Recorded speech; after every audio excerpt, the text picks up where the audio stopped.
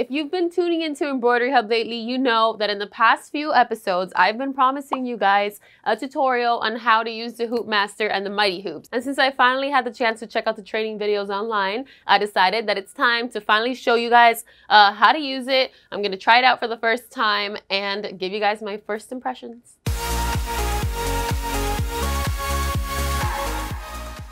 So before we get started, please make sure to like and subscribe and leave a comment below if you have any questions. Any like, sub, or comment helps us keep this channel alive and growing. And we have actually grown by almost 1,000 subscribers since the first time I announced 20K subs just a few videos ago. So that is amazing. It's all thanks to you guys. So thank you so much for watching. Let's go ahead and get on with the tutorial. So I was sent a 5.5 Mighty Hoop to go along with this hooping board, and this is for consistent left chest or right chest logo placement. And I'm going to show you how you can make it consistent without having to center every single time you're hooping. Now there are other sizes of the Mighty Hoops that you can go ahead and use with this exact hooping board. We have a larger size hoop too, which I can show you guys in another video, but for this video we're going to talk about left chest logo placements with our Mighty Hoop and our hooping board. This right here is the hoop for the Freestyle Arm. So you're gonna see that there's a small hole in the center of the Freestyle Arm that needs to line up with this little pin right here. So I'm gonna go ahead and insert that. The cylindrical opening also lines up with this little screw where you can tighten the knob to make sure that it is stable. All right, so I went ahead and lined it up. Now I just have to rotate clockwise to tighten the knob. And now that is my freestyle board. It is ready for hooping. So I'm gonna go ahead and set the freestyle board to the side, and we'll talk about that a little bit later, the uses that I found for it. But for now, let's talk about consistent left and right chest logo placement using our hooping board and our Mighty Hoop. So how do we come up with what letters and numbers to use? Well, Mighty Hoops has a resource. It's a sizing guide, essentially, that'll give you more or less the letter and the number you should be using based on whether the shirt is a men's or women's shirt or the size of the shirt. Now, of course, this sizing guide is a suggestion based on the average size of shirts, but it can vary depending on the brands of shirts and also on the size of the logo.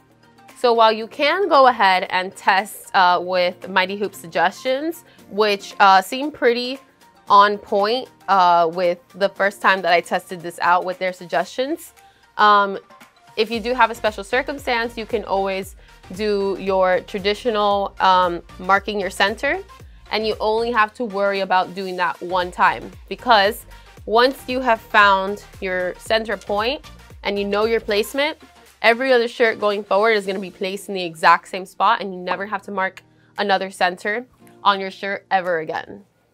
For those of you who are new to embroidery and don't know how to mark their center, there is a rule of thumb depending on whether the shirt is a men's shirt or a women's shirt. For women's, it should be the placement, the center point should be 5 to 7 inches from the area where the collar right here meets the shoulder seam, right?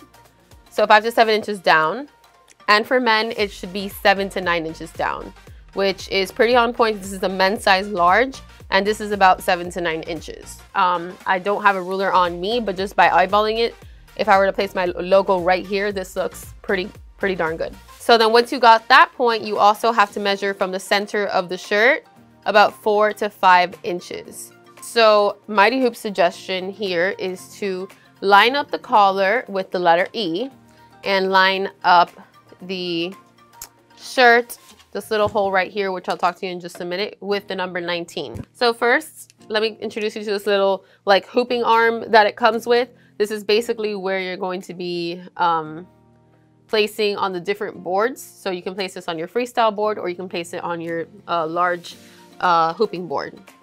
There's a little circle right here that is going to tell you where you should be placing it, right? So if you put it right over the number, these little pegs right here are just gonna pop into place, excuse me, which is why we have all these little circles around here for these pegs to go in. Now notice how this board is actually upside down. So now I'm just gonna go ahead and line it up to 19 so you guys can get a visual. And that is where I'm going to leave this little board right here. Here we have our Mighty Hoops. They are, there are two sides to it. We have this side that kind of has like a grip to it. And then we have the side that doesn't. You want to keep the blue side facing up. So if you do it this way, the magnet is not gonna stick. Or it will, but it'll just stick weird. You see here that we have a little notch, a tab that fits that hoop perfectly. So now it's time to place the backing, right? So we are going to be pulling up these little clips. These are just these little magnetic clips that are designed to hold the backing. So this right here is a pre-cut sheet of cutaway, no-show cutaway, which is what I like to use for my polo shirts. Now these little clips are gonna hold that backing. Now the only thing that's left to do is to place our shirt over the board.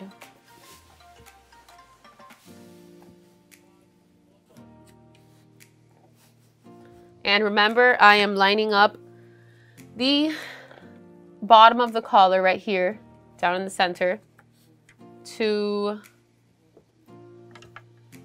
letter E. And that looks about right. I am ensuring that the shoulder seams are not too far down. And I'm just gonna make sure that this shirt right here is straight to make sure that we're not going to embroider a crooked logo. We have our screws back here that pop in to place with this little opening. And then at this point, all that's left to do is, and you have a nicely hooped polo shirt. So now I'm just gonna take it out the hooping board. Now that I flipped it over, I can ensure that the backing is covering all areas of the hoop and that we have some nice hooping tension. So this is ready for the embroidery machine. So this right here is our Freestyle Arm. I already showed you guys how to put it together. So all I'm gonna do now is take this exact same little board that I was using on the other hooping board, and it has a little opening right here in the middle that's gonna line up with this target here. So I am lining it up. There's also two pegs right here in the back that will click in to these two openings that surround the target.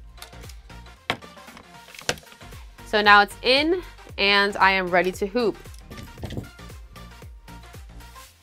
So what I love about this little Freestyle Arm is that there's so much that you can do with this.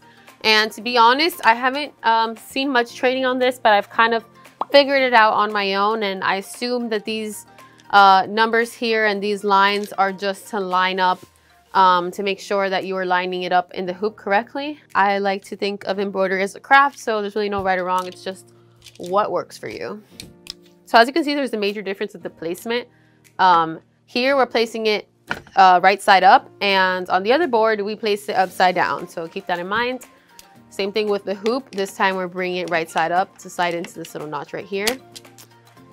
And then we have our backing again that will be secured with the nice grip here and also with these little clips. All right, so if I want to embroider the top of this hoodie, what I can do is that I can just line up the little center seam to this line right here in the middle. And I can line up the actual hoodie to the lines that we have here to guide us. So one side is nicely lined up.